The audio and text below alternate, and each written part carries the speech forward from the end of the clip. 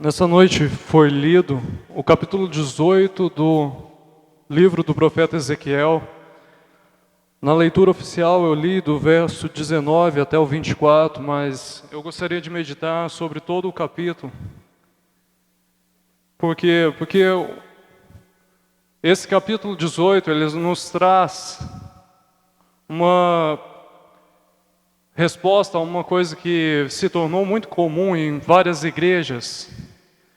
E é uma moda que já vem há muito tempo, que vocês provavelmente já escutaram sobre isso, são as campanhas de quebra de maldição.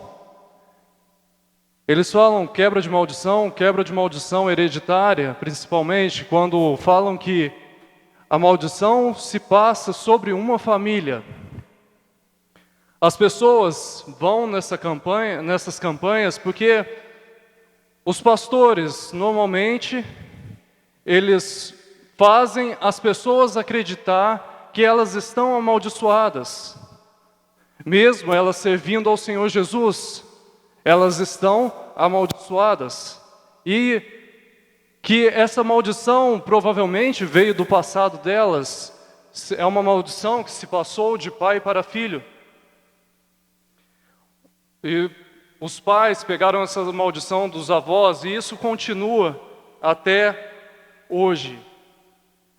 Normalmente, uma maldição hereditária vai ser classificada como um vício que a pessoa não consegue se libertar, ou ainda uma doença, ou um comportamento, um caráter da pessoa. Ah, meu pai era violento, então eu sou violento porque meu pai era violento. E essas coisas que eles vão falar nas campanhas de quebra de maldição. No entanto, se você serve ao Senhor com sinceridade, a maior maldição sobre você já foi quebrada.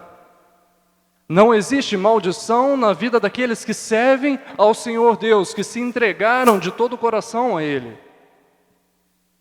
Se você tiver que ir numa igreja porque você mudou de cidade, ou mesmo se você não quer servir ao Senhor Deus mais aqui conosco, mas quer partir para uma outra igreja aqui mesmo nessa cidade, se você for numa igreja que a igreja te prometer, falar que você tem uma maldição sobre a sua vida, eu aconselho você a sair dessa igreja, pois provavelmente o pastor está falando uma heresia.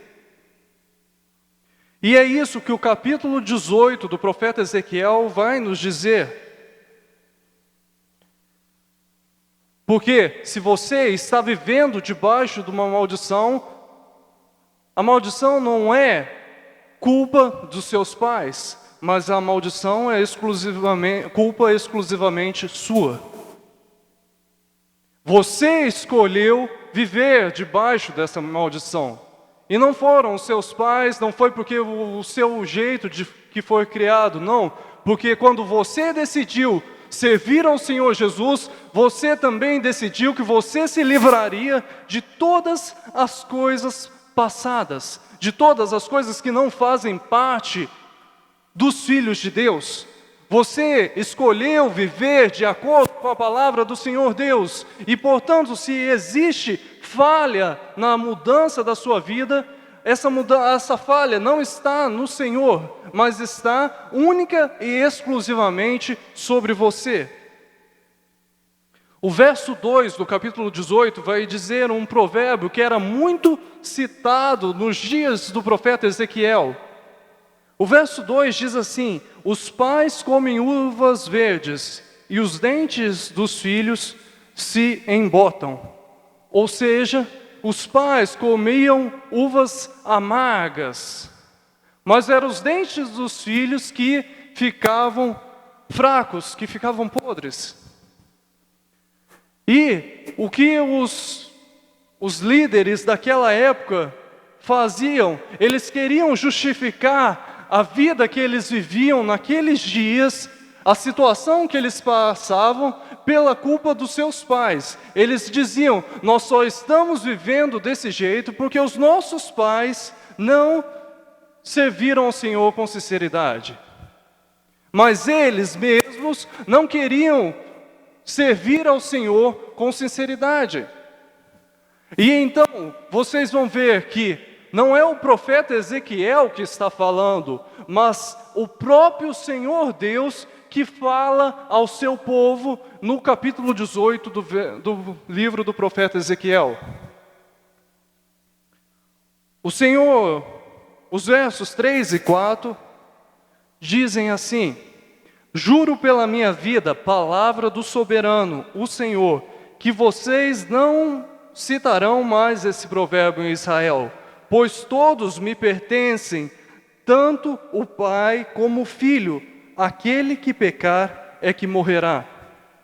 Como a maioria dos irmãos aqui estão com a Bíblia NVI nas mãos, aqui nós vamos ter um pequeno erro de tradução na primeira frase desse versículo.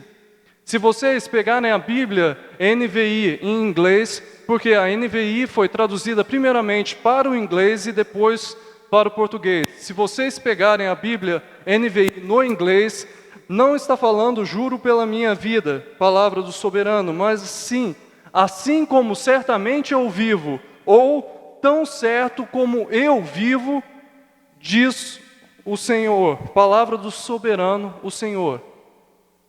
Por quê? Porque o Senhor, como o Senhor Jesus, o Senhor Deus pode jurar pela sua vida se Ele é eterno. O Senhor que nos deu a vida, Ele que é o dono da vida, Ele que criou a vida. Quando traduziram para o português, cometeram esse pequeno erro de tradução. O que isso, tão certo quanto eu vivo, é o que se encaixa melhor e que faz mais sentido. Pois o Senhor Deus está dizendo, assim como vocês sabem que eu sou vivo, que eu vivo, vocês não vão citar mais esse provérbio em Israel, porque todos nós somos dele, seja pai, seja filho, seja avô. Cada um vai prestar conta pelos seus próprios pecados. Não é porque minha família viveu debaixo de uma maldição que eu estou na mesma maldição da minha família. Se eu pecar, se eu desviar dos caminhos do Senhor, eu morrerei. Mas de que morte nós estamos falando aqui? Nós estamos falando de morte espiritual. E a morte espiritual vai ser concretizada quando nós morrermos, e se nós não tivermos servido ao Senhor com sinceridade nessa terra, nós passaremos pela segunda morte, ou seja, uma separação completa do Senhor Deus. Não há chance mais de redenção dos nossos pecados, que é a segunda morte. Portanto, o Senhor está falando que cada um vai responder pelos seus próprios pecados. Mais uma vez eu lembro que aqui não é o profeta Ezequiel que está falando, mas sim o próprio Deus. Agora, o Senhor Deus conta uma parábola, assim como Jesus fazia, o Senhor Deus também está fazendo, o que nos mostra que o Senhor Deus gostava de ensinar para o povo através de parábolas, tal qual Jesus fez nos dias dele. Eu gostaria de ler rapidamente, para que todos entendam, do verso 5 até o verso 9, diz assim: suponhamos que haja um justo, que faz o que é certo, ou seja, uma pessoa que anda de acordo com os caminhos do Senhor, que anda de acordo com os mandamentos do Senhor. Ele não come nos santuários que há nos montes, e nem olha para os ídolos da nação de Israel. Ele não contamina a mulher do próximo, nem se deita como a mulher durante os dias de sua menstruação. Ele não oprime a ninguém, antes devolve o que tomou como garantia no empréstimo. Não comete roubos, antes dá a sua comida aos famintos e fornece roupa para os despidos. Ele não empresta visando lucro, nem cobra juros. Ele retém a sua mão para não cometer erro e julga com justiça entre dois homens. Ele age segundo os meus decretos e obedece fielmente às minhas leis. Esse homem é justo, com certeza ele viverá. Palavra do Senhor soberano. Ou seja, aqui nós temos o exemplo de uma pessoa que é justa, que serve ao Senhor com sinceridade. Ele não comia nos santuários que há nos montes, porque nos santuários dos montes eles sacrificavam, faziam sacrifícios ao Senhor. E se alguém fosse lá e pegasse aquela carne que estava sacrificada ao Senhor e comesse, seria a mesma coisa que estar tomando algo do Senhor. Então, ele diz, ele não come, o Senhor diz, ele não come dos santuários que há nos montes. Por quê? Porque quando ele vê o santuário, ele sabe que aquilo é do Senhor. E o que é do Senhor, ele não pode mexer. Ele não olha para a mulher do próximo, nem se deita com uma mulher nos dias de sua menstruação. Por quê? Porque na lei, a mulher, durante os dias de sua menstruação, ela ficava impura. E todos que estivessem em contato com ela, contato físico com ela, se tornariam impuros também. Ou seja, esse homem justo, ele não quer ficar impuro, pois ele teme ao Senhor. Ele não quer oprimir o seu próximo, pois ele ama o seu próximo como ele ama a si mesmo. Ele não pegava garantias para fazer um empréstimo e depois ele ficava com a garantia para ele, mas sim, ele devolvia a garantia para a pessoa. Ele não emprestava visando o lucro de seus compatriotas, mas ele queria ajudar todos. Ele, se visse uma situação entre duas pessoas, ele procurava escutar o lado das duas pessoas, porque sempre quando você entra numa confusão para você julgar, você deve sempre ouvir os dois lados. Você não pode tomar uma conclusão com apenas um lado. Esse homem justo, ele procurava fazer tudo de acordo com a palavra do Senhor. Mas o que acontece com esse homem justo? O verso 10, do 10 ao 13, diz assim: suponhamos que ele tenha um filho violento, que derrama sangue, ou faz qualquer uma dessas outras coisas, embora o pai não tenha feito nenhuma delas. Ele come nos santuários que há nos montes, ele contamina a mulher do próximo, oprime os pobres e os necessitados, comete roubos, não devolve o que tomou como garantia, volta-se para os ídolos e comete práticas detestáveis, embora visando lucro e empresta visando lucro, e cobra juros. Deverá um homem desses viver? Não. Por todas essas práticas detestáveis, com certeza será morto, e ele será o responsável por sua própria morte. Apesar daquele pai ter criado o filho nos caminhos do Senhor, o filho não quis seguir o exemplo do pai. Vale lembrar que quem está falando isso é o próprio Deus. Muitas vezes nós vamos ver pais que são tementes ao Senhor, mas filhos que não são.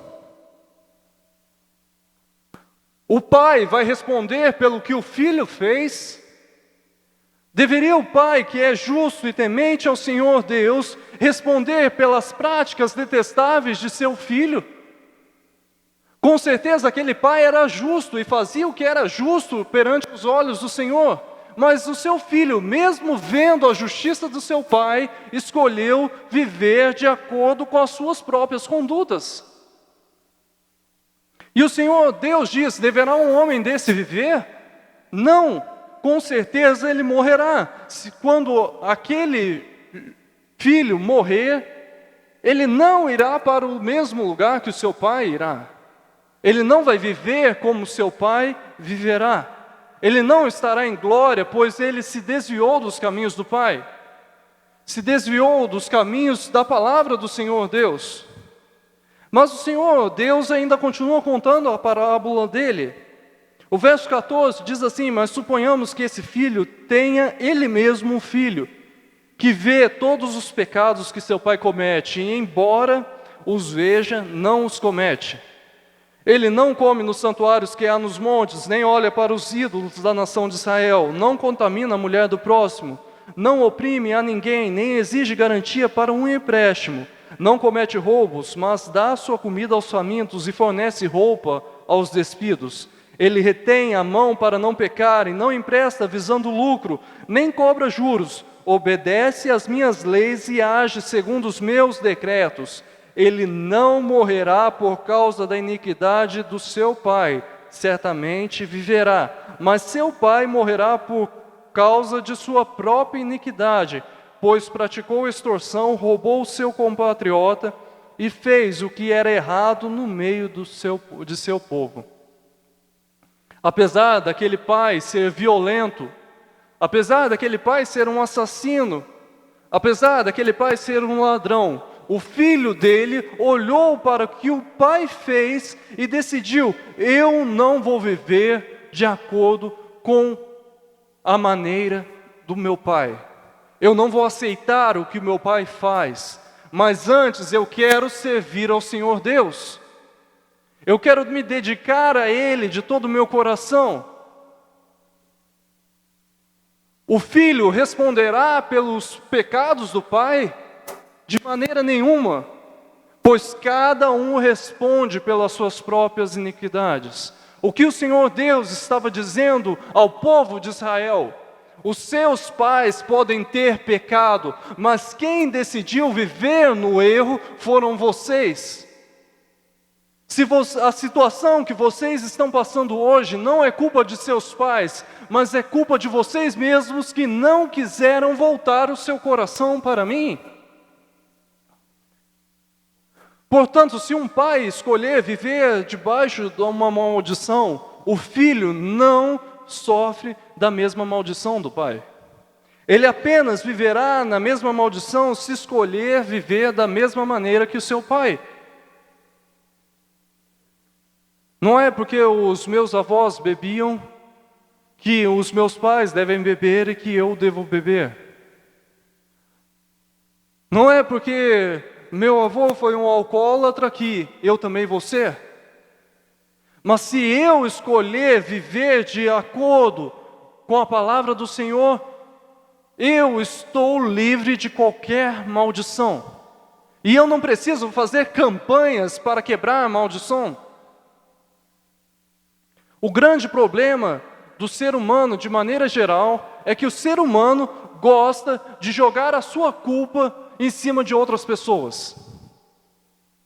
As pessoas têm prazer em jogar a sua culpa em cima dos outros. Você pega duas crianças de 2 anos e meio, 2 anos, e elas estão brincando, e uma derruba a outra, e você viu que uma derrubou a outra, e a outra está chorando, e você vai perguntar: mas a culpa é de quem? A criança que é a culpada vai olhar e vai apontar o dedo para outra criança. Desde pequeno, isso vem da natureza, faz parte da natureza humana. Nós não conseguimos assumir os nossos erros. E se um pastor vir e falar para você: você está vivendo dessa maneira, não é culpa sua, é culpa dos seus pais. Então é muito mais fácil para uma pessoa dizer: é verdade, eu estou vivendo debaixo de uma maldição hereditária, porque os meus pais devem ter feito algo errado. Eu preciso fazer uma campanha para quebrar isso, mas eles mesmos não querem dedicar-se exclusivamente ao Senhor. E eles preferem acreditar que estão vivendo debaixo de uma maldição por culpa de seus pais do que por culpa deles mesmos. Quando Adão pecou, o Senhor Deus chega e pergunta para Adão: por que você me pecou? Por que você pecou? E ele vai dizer: foi culpa do Senhor Deus, pois a mulher que o Senhor me deu, ele transfere a sua culpa, a culpa de sua decisão para o Senhor Deus. A mulher que o Senhor me deu me fez pecar. E o Senhor Deus pergunta a Eva: Eva também não quer assumir a sua culpa. A serpente me enganou. E o ser humano vive dessa forma. E muitos pastores aproveitam da criatividade para usar essas coisas esses erros que nós cometemos. Falar que você está amaldiçoado por culpa do seu pai é muito mais fácil do que falar que se você não se arrepender, se você não mudar de vida, você não vai poder entrar no reino dos céus, você não será abençoado. O mais interessante em tudo é que a igreja dos dias atuais, ela passa pelo que Israel passou no tempo antigo, pelas mesmas coisas. As heresias só mudam de nome. Elas vêm mascaradas de uma mesma forma, mas fundamentalmente elas são as mesmas. A maldição, toda maldição que você tinha na sua vida foi quebrada quando você decidiu viver para o Senhor Jesus. Quando você decidiu seguir os seus mandamentos. Você pode colocar todos os pastores desse mundo num só lugar. Você pode colocar você no centro de todos esses pastores e pedir para eles orarem para você para quebrar a maldição da sua vida. Se você não quiser dedicar a sua vida ao Senhor, se você não quiser se arrepender dos seus pecados e deixar de praticar os pecados que você comete, isso não vai adiantar de nada. Será um sacrifício de tolo. Somos nós que efetuamos as nossas próprias decisões. Nós somos responsáveis por tudo o que nós fazemos. E o Senhor diz no verso 19: por que o filho não partilha da culpa de seu pai? Uma vez que o filho fez o que é justo e direito e teve o cuidado de obedecer a todos os meus decretos, com certeza ele viverá. O filho não partilha da culpa dos pais. O que acontecia em Israel é que as pessoas viviam reclamando. Nós estamos nessa situação porque os nossos pais pecaram. Se hoje temos uma vida amaldiçoada, foi culpa de nossos pais. Eles erraram, e nós estamos passando por tudo isso porque o Senhor puniu eles. Mas se o Senhor diz: se vocês viverem de acordo com os meus mandamentos, tiverem o cuidado de fazer o que é justo e direito, com certeza viverão. Romanos 8:1 diz assim: portanto, agora já não há condenação para os que estão em Cristo Jesus, que não vivem segundo a carne, mas segundo o Espírito. Se nós estamos em Cristo Jesus, se Cristo vive em nós, não existe condenação nas nossas vidas, pois toda condenação foi redimida pelo sangue do Senhor na cruz. Não há condenação para os que estão em Cristo Jesus, mas que não vivem segundo a carne. Ou seja, que não praticam as obras da carne, que não fazem o que não é certo perante os olhos do Senhor, mas segundo o Espírito. E não existe condenação, por quê? Porque nós não vivemos debaixo de nenhuma maldição, pois o Senhor Jesus já se fez maldito por nós. Gálatas 3:13 diz assim: Cristo nos redimiu da maldição da lei, quando se tornou maldição em nosso lugar, pois está escrito: maldito todo aquele que for pendurado no madeiro. O Senhor Jesus já se fez maldito por nós. Se você decidiu viver para Ele, não há condenação sobre a sua vida. Portanto, se nós estamos em Cristo, não existe quebra de maldição nas nossas vidas, pois o Senhor já se fez maldito por nós. Toda a maldição que poderemos estar sofrendo foi crucificada com Cristo na cruz. E se não existe quebra de maldição, muito menos vai existir quebra de maldição hereditária nas nossas vidas. O verso 20 diz assim: aquele que pecar é que morrerá. O filho não levará a culpa do pai, nem o pai levará a culpa do filho. a justiça do justo será acreditada, e a impiedade do ímpio lhe será cobrada. Ou seja, o justo, por ter praticado atos de justiça durante toda a sua vida, ou durante o tempo, a partir do momento que decidiu entregar a sua vida ao Senhor Jesus, toda a justiça que ele praticou começa a ser depositada no Senhor Jesus. E quando você vier a falecer, quando você encontrar com o Senhor Jesus em glória, toda a justiça, todos os atos de justiça que você praticou serão creditados a você. O Senhor te honrará, pois você serviu ao nome dEle com sinceridade. E quando eu digo o Senhor te honrará, significa que você morará com Cristo em glória.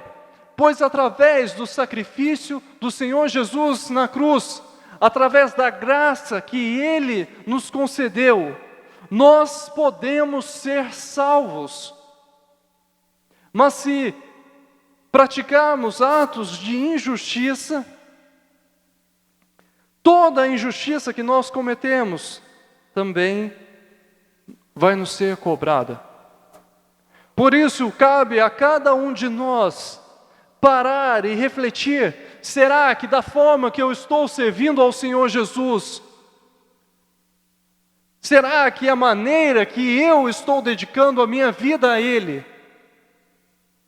ela é digna de ser considerado um ato de justiça perante o Senhor Jesus, perante o Senhor Deus? Todos nós estamos aqui na igreja. Eu sempre estou vendo os irmãos, mas eu não conheço a vida de cada um. Eu não conheço os pensamentos de cada um, eu não conheço as maldades que podem estar no coração de cada um. Como também eu não conheço as bondades que estão no coração de cada um. Cada um deve parar e refletir: será que da maneira que eu estou servindo ao Senhor, eu vou morar com Ele em glória? O que eu preciso melhorar? Todos nós precisamos melhorar em alguma coisa. Todos nós precisamos aprender a fazer algo diferente para o Senhor. Aprender a dedicar-nos ainda mais, pois tudo o que nós fizemos ainda será considerado um sacrifício de tolo. Um sacrifício que não tem valor perante os olhos do Senhor. O Senhor não depende de você, mas você depende do Senhor. O Senhor não depende dos seus atos de justiça, pois Ele continua sendo Deus. O Senhor continua sendo o Senhor Todo-Poderoso. E por mais que os sacrifícios que nós possamos fazer ao Senhor Deus, eles não são nada comparados ao que o Senhor Deus faz por nós todos os dias. Eles não são nada comparado à vida que você tem. Eles não são nada comparado a todos os livramentos que você recebe diariamente na sua vida. Eu fico estarrecido com a tamanha barbaridade que nós estamos vivendo no meio evangélico nesses últimos dias. É tanta criatividade, tanta campanha de quebra de maldição de uma coisa, quebra de outra, que o fundamental, que é o conhecimento da palavra de Deus, eles não possuem. Conhecer a palavra de Deus, dedicar-se aos mandamentos do Senhor Deus, isso não existe. Chegam ao ponto de dizer que os pecados que você não pediu perdão, eles não serão perdoados. Então eles querem que você faça uma retrospectiva da sua vida para pedir perdão dos pecados de não sei quantos anos atrás. Eu não consigo lembrar dos pecados que eu cometi hoje de manhã. Imagina os pecados que eu cometi há 10, 15 anos atrás. Eles tiram do Senhor Deus, descreditam a palavra do Senhor, pois a palavra do Senhor nos diz que nenhuma condenação há para os que estão em Cristo Jesus. E se você pedir perdão para o Senhor, Senhor, me perdoa todos os meus pecados, o Senhor perdoará todos os seus pecados. Você não precisa voltar 10, 15 anos atrás para saber aonde você errou. As pessoas, o que acontece hoje é que as pessoas vão para as igrejas e as igrejas se tornaram um circo.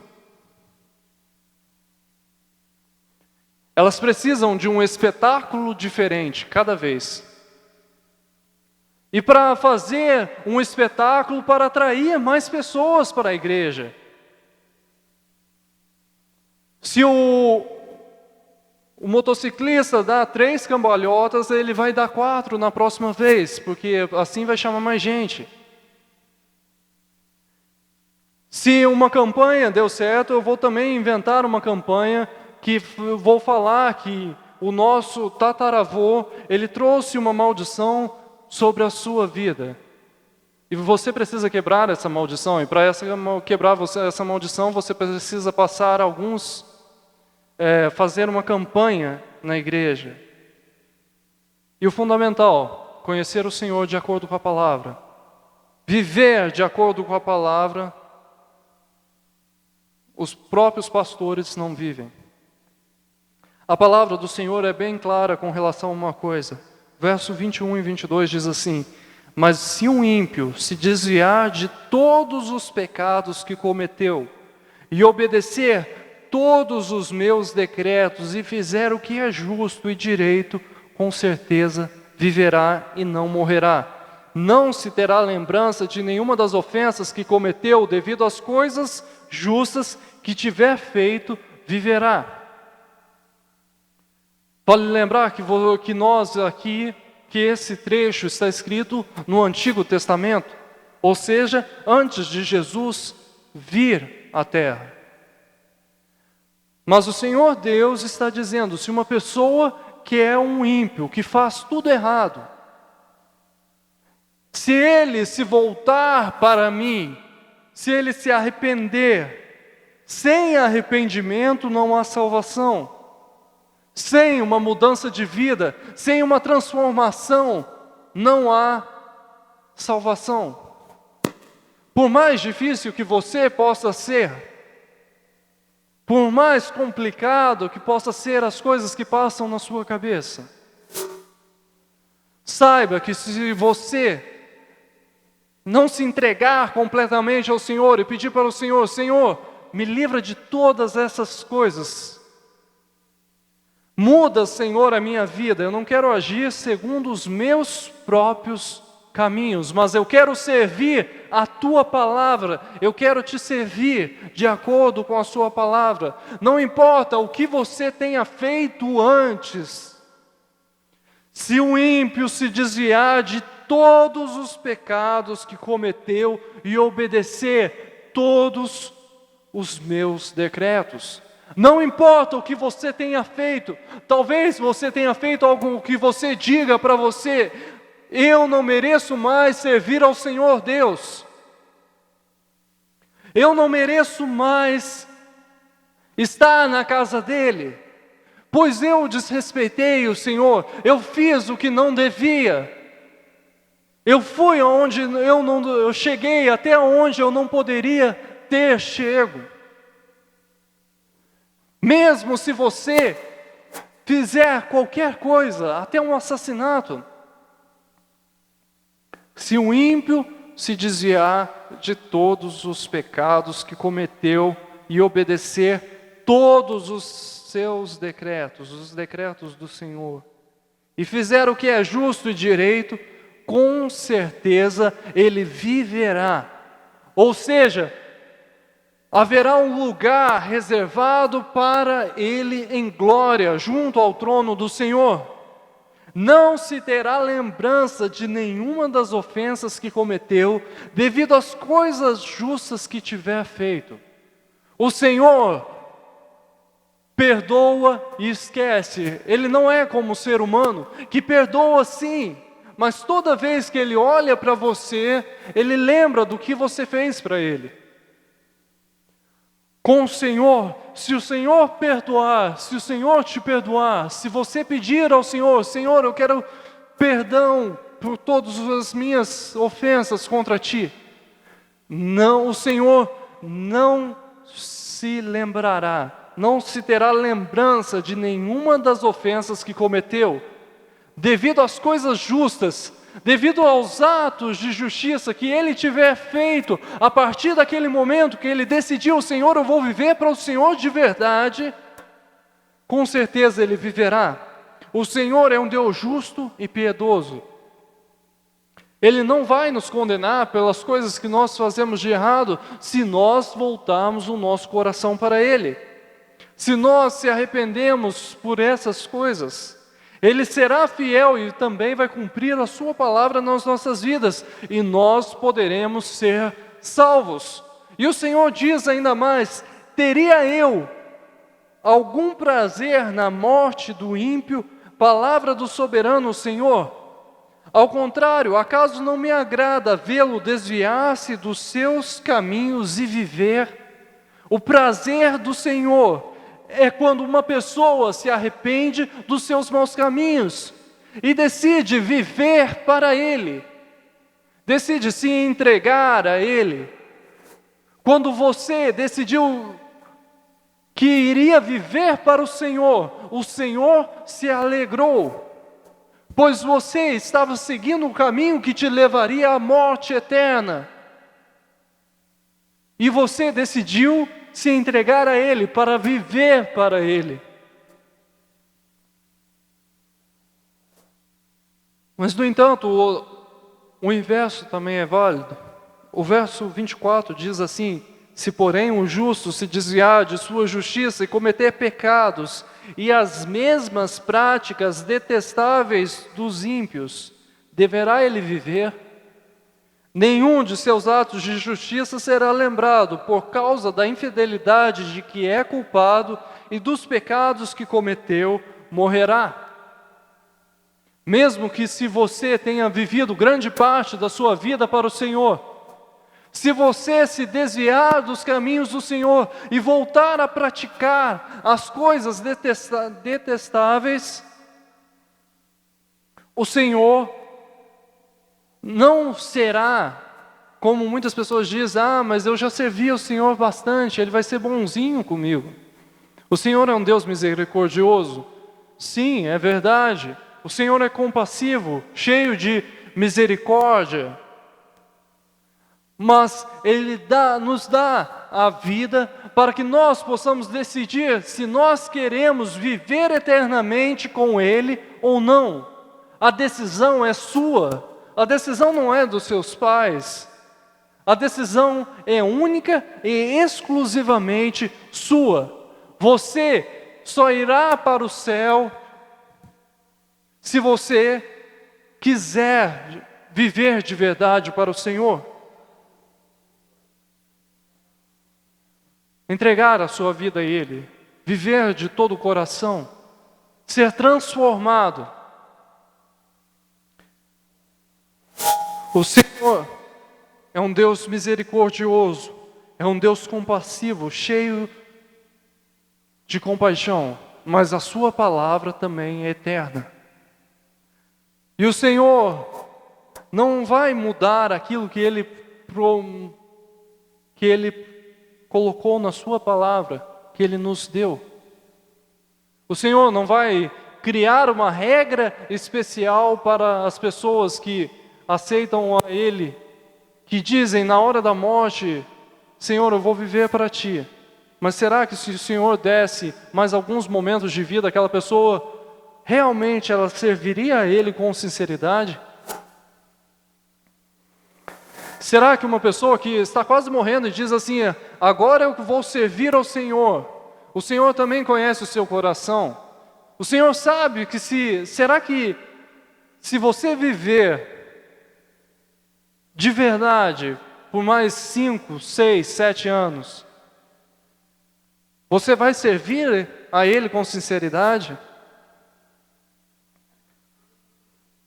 Por isso nós temos que nos dedicar ao Senhor e viver para Ele todos os dias da nossa vida.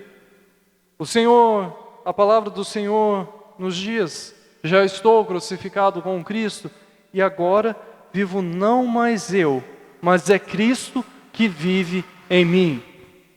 Se nós estamos crucificados com Cristo, todos os nossos desejos, todas as nossas paixões também foram crucificadas com Ele.